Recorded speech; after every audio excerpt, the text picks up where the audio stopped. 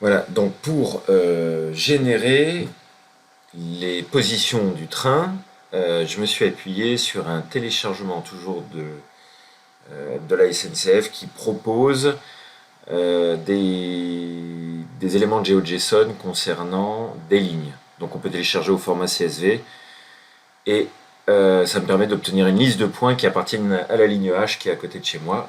Donc je peux vérifier que les coordonnées sont bonnes. Et donc ça va me permettre d'avoir une liste de points pour générer fictivement le passage d'un train sur cette ligne. C'est-à-dire que je vais générer un couple latitude-longitude de manière répétée grâce à un timer. Je vous montre ça dans un instant.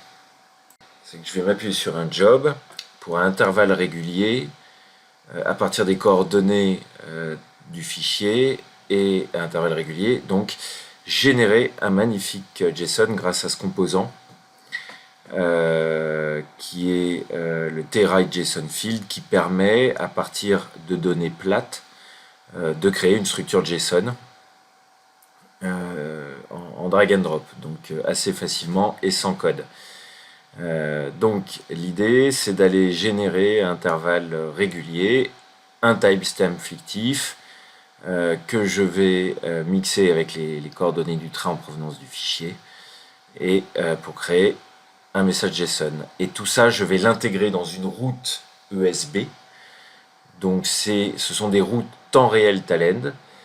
Et je vais utiliser pareil un timer qui va cadencer l'émission de messages, qui va appeler en suivant le job que je vous ai montré à l'instant, qui va récupérer en sortie le JSON créé et qui va donc me permettre de créer très facilement un message sur la plateforme PubSub que j'ai paramétré. Donc vous avez évidemment un fichier de credentials, un topic et un subscriber. Et donc Talend permet assez facilement donc, de générer ces messages comme nous allons le voir tout de suite lorsque je vais exécuter cette route.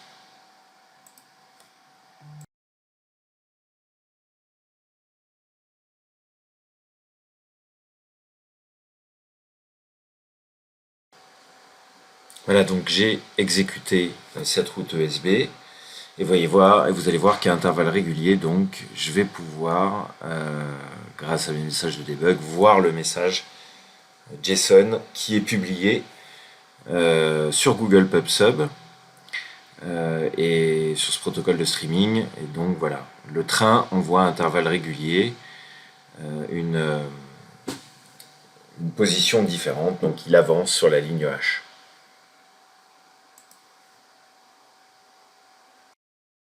Maintenant, si je vais sur mon interface PubSub, sur ma Google Cloud Platform, je vais pouvoir assez vite aller vérifier les messages qui sont arrivés sur mon topic via mon subscriber.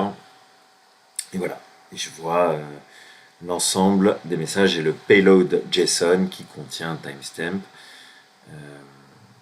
et les coordonnées GPS du train, et je vois ici le nombre de messages qui est en accélération.